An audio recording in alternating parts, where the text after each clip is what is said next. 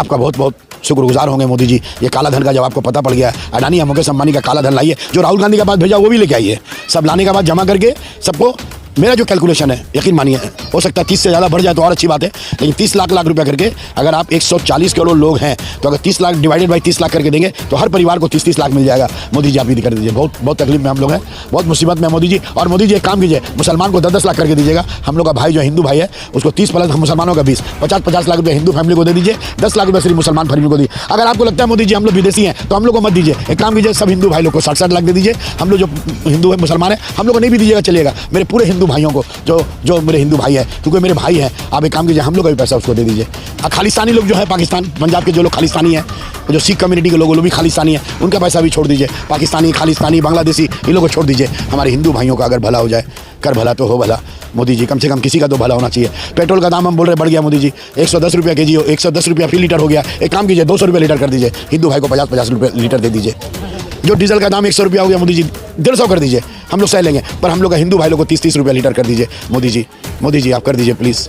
दूध का दाम जो 65 रुपया फी लीटर हो गया, दूध का दाम, एक काम कीजिए 100 रुपया दूध हम लोग ले लेंगे, पर हिंदू भाइयों के बच्चों के, उनके घर के बच्चों के लिए 20-20 रुपया दूध कर दीजिए। मोदी जी हम लोग अपने भाइयों के लिए हर कुर्बानी देने के लिए तैयार है, पर आप किसी का भी भला कीजिए। आप हिंदुओं के रहनुमा हैं, आप हिंदुओं के प्रधानमंत्री हैं। कोई खालिस्तानी है, कोई पाकिस्तानी है, कोई बांग्लादेशी है, कोई घुसपैठिया है, कोई औरंगजेब का औलाद है, कोई बाबर का औलाद है। छोड़िए हम लोग के बारे में सोचने की जरूरत नहीं है, कम से कम बाकी जो हिंदुस्तान में जो हमारे भाई हैं उनका भला कर दीजिए। बंगाल में चलेगा, हमारे देश में नहीं चलेगा। हमारे देश के कॉन्स्टिट्यूशन में, संविधान में आर्टिकल 1 में ही लिखा हुआ है कि हमारे देश में धर्म के नाम पर वोट नहीं मांगे जा सकते, हमारे देश में विभाजन नहीं किया जा सकता। ये हमारे मुल्क के दस्तूर को पामाल कर रहे हैं और इसी के खिलाफ तो हमारी लड़ाई है। एक तरफ दस्तूर है और एक तरफ इनके नज़रियात हैं जो कि आरएसएस की नज़रियात है, एक तरफ गांधी जी के नज़रियात है, एक तरफ नथुराम गोडसे के नज़रियात है। तो नज़रियाती लड़ाई लड़ रही चली जा रही है। और जहाँ तक सवाल है कि आप कह रहे हैं, मैं भी जानता हूँ, मैंने भी सुना कि वो आसाम के जो वज़ीर आला हैं हिमंत बिस्वा शर्मा, एक ज़माने में हमारे देश के प्रधानमंत्री और अमित शाह जी ने कहा था ये बहुत बड़ा भ्रष्ट है, उसके उनके खिलाफ में कई मुकदमात थे, हज़ारों हजार करोड़ रुपए के घोटाले में वो मुलविस थे। और जब वो बीजेपी के वॉशिंग मशीन में गए तो क्लीन हो गए।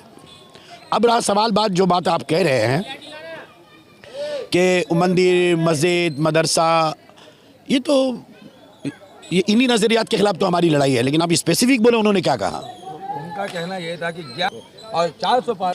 देखिए हम तो कहेंगे कि ये बात अगर उन्होंने कहा है, मैंने सुना नहीं है, मैंने अपनी कानों से नहीं सुना, रात में जाएंगे देखें, वीडियो एविडेंस अगर आपके पास है मैं भी सुनूंगा। अगर उन्होंने ये कहा है कि हम मंदिर बनाएंगे तो उन्होंने कानून के खिलाफ वर्जी की है। मामला ज़ेर समाअत है अदालत में। याद रहे आज बाबरी मस्जिद 526 साल पुरानी बाबरी मस्जिद को शहीद किया गया और उसके फैसले जो आए उस फैसले पर भी आप ध्यान रखें कि अदालत ने यह फैसला दिया था कि हम आस्था की बुनियाद पर मंदिर बनाने की इजाज़त दे रहे हैं। एविडेंस कुछ भी नहीं मिला और हम लोगों ने ये बात कहा था, मुल्क के अवाम ने ये बात कहा था कि अदालत आलिया का जो फैसला होगा हम उसको मान लेंगे और हमने मान लिया। ज्ञान व्यापी मस्जिद का जो तनाज़ा है, जो मामलात है, जो नए सिरे से बीजेपी, उन्हें तो राम मंदिर बनाने के बाद मुल्क में कोई बात नहीं है, मंदिर बनाई गई, मंदिर है, लोग हैं, राम जी तो मर्यादा पुरुषोत्तम है, सबके दिलों में है। पूरी कायनात जो है राम जी का एहतराम करते हैं और हर मज़हब के पैरोकार का हम एहतराम करते हैं। कुल या अय्युहल काफिरून, जो लोग जानते नहीं हैं वो लोग बकते हैं। मज़हब इस्लाम ने तो साफ लफ्ज़ों में ये आयत उतारा है कुरान में, कुल या अय्युहल काफिरून ला अअबुदु मा तअबुदूना वला अंतुम आबिदूना मा अअबुद वला अना अअबुदु मा अबदतुम वला अंतुम आबिदूना मा अअबुद लकुम दीनकुम वलिय दीन। आप अपने दीन पे कायम रहे, किसी के दीन को बुरा ना कहे। कितने लोग जानते हैं ये बात? कितने लोग जानते हैं ये बात? जो हम पे ये तहमत लगाते हैं, हमारे पर जो स्टाम्प लगाते हैं कि हम बांग्लादेशी हैं या पाकिस्तानी हैं, वो ये बात जानते हैं कि हमारा दीन सिखाता है कि किसी के दीन को बुरा मत कहो और किसी के दीन के रहबर को बुरा नहीं कहना चाहिए।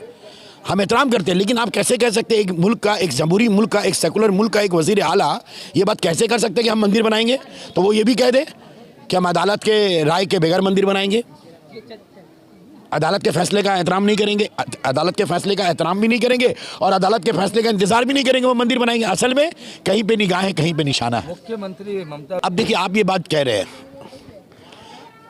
आप ये बात कह रहे हैं तो इस बात से, आपके बात से ही जवाब भी मिल गया कि इल्ज़ामात लगा रहे हैं। अच्छा जी बताइए, इल्ज़ामात और हक़ाइक़ में फ़र्क होता है? इल्ज़ामात तो कोई भी लगा सकता है, उससे हकीकत का लेना देना नहीं है। इल्ज़ामात और बात है, हक़ाइक़ और बात है। तो आपने कहा इल्ज़ामात लगा रहे हैं, तो ये इल्ज़ामात है, और सियासत में इस तरह के इल्ज़ामात लगते हैं। और हक़ाइक़ अगर है आपके सामने में तो आप शहादत पेश कीजिए। ममता बनर्जी हिंदू विरोधी हैं, ममता बनर्जी हिंदू विरोधी हैं। ये बीजेपी कौन होता है ये सर्टिफिकेट देने वाला? बीजेपी के जिन लोगों ने ये कहा वो क्या शंकराचार्य हैं? वो क्या भारतीय जनता पार्टी के लीडर हैं या कोई पुरोहित हैं?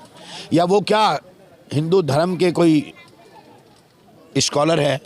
या उनको ये जैसे हमारे इस्लाम में मुफ्त का फतवा देते हैं, हमारे इस्लाम में किसी का फतवा मंजूर नहीं होता है, लेकिन हमारे यहाँ जो एक रवायत रही है कि हमारे मुफ्ती, हिदायत है हमारे नबी की कि मुफ्तियान जो फतवा देंगे हम उस पर अमल करेंगे।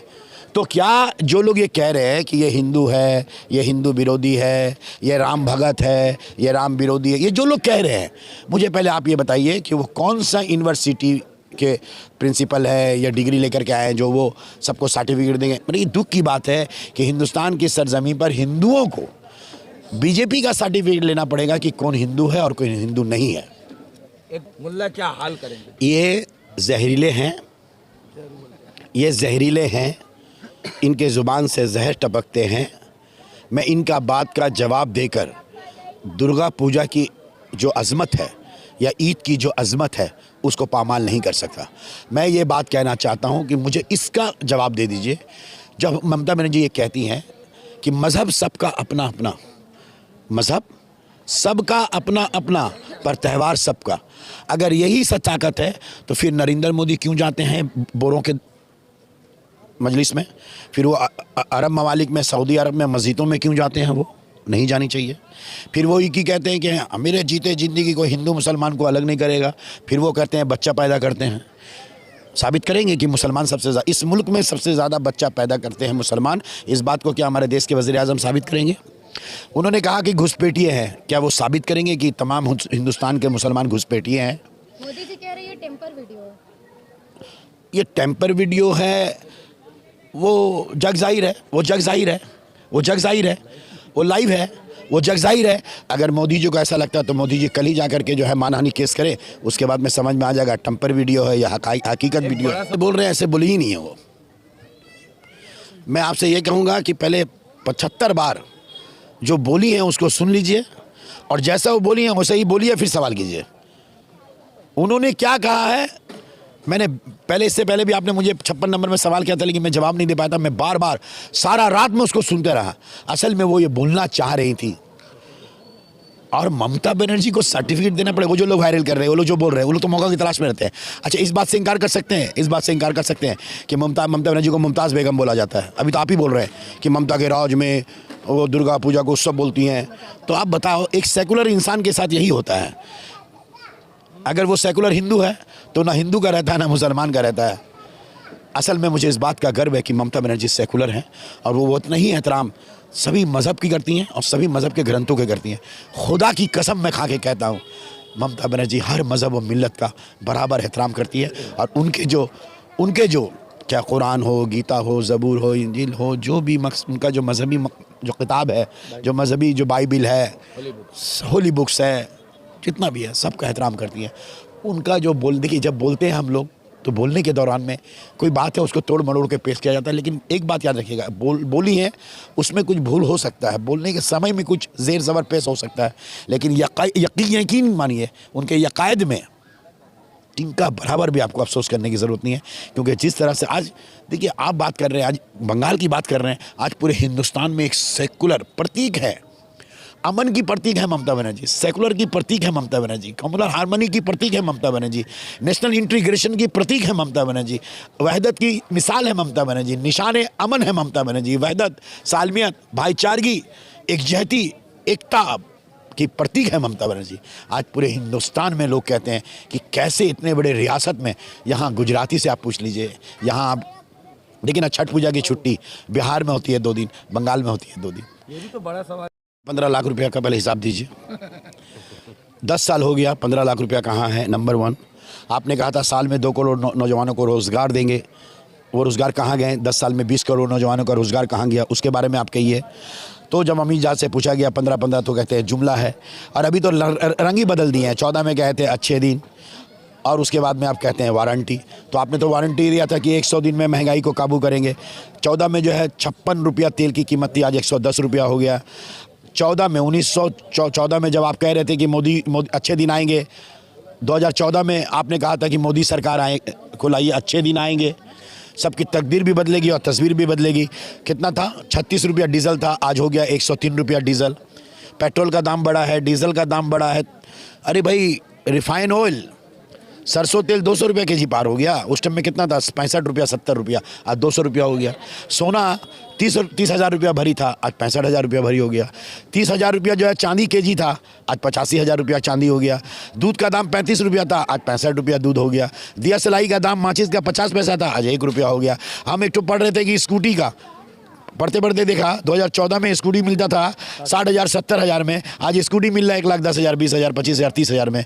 क्या चीज़ का कीमत नहीं बढ़ा है? मोदी के राज में बेरोजगारी, गैस सिलेंडर,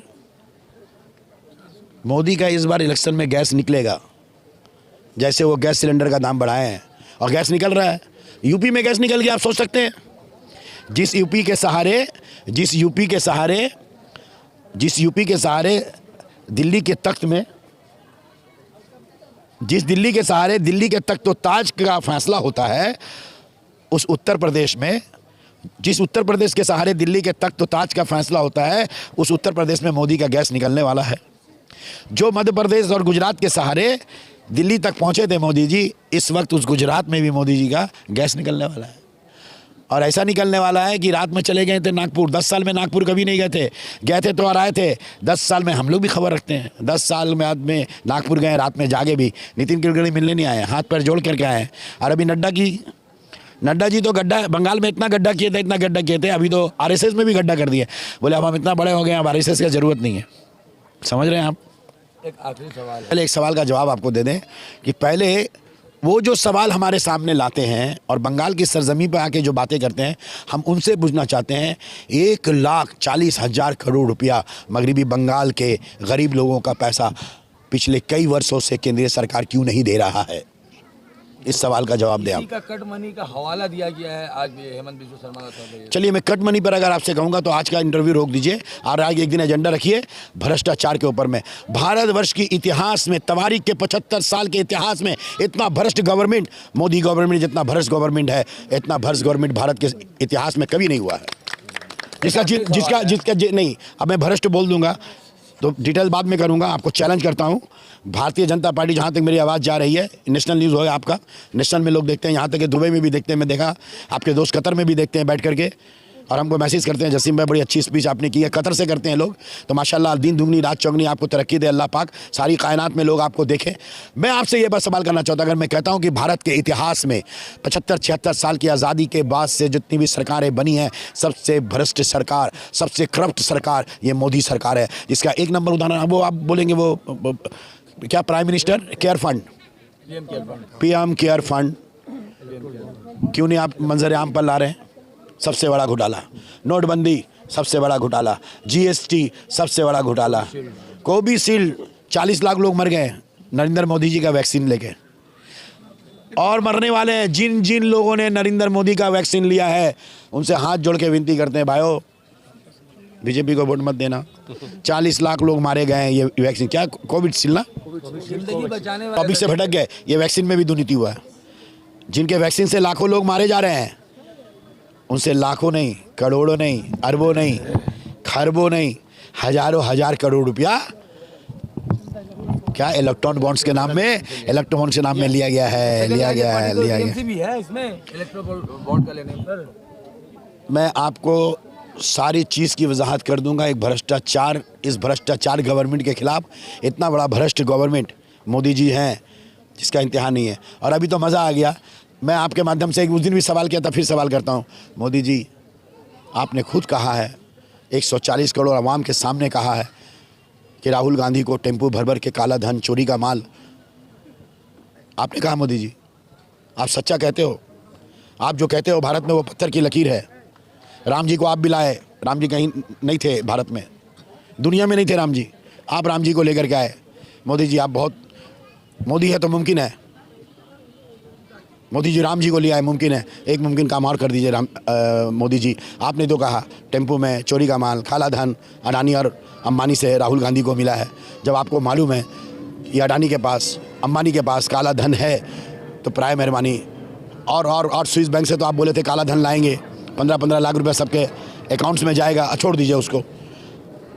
अडानी और अंबानी का काला धन, जहाँ तक कि मेरा एक कैलकुलेशन है कि अगर अडानी और अंबानी का काला धन, मैंने नहीं कहा, टीएमसी ने नहीं कहा, मोदी जी का है काला धन।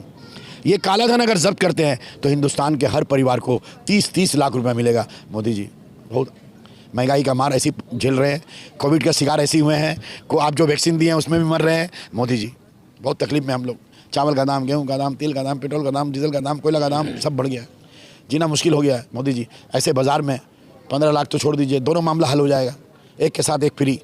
बाहर से तो काला धन नहीं लाए, अडानी और अंबानी का काला धन ला दीजिए, पूरा परिवार को 30-30 लाख मिल जाएगा। बहुत तकलीफ में हम लोग मोदी जी।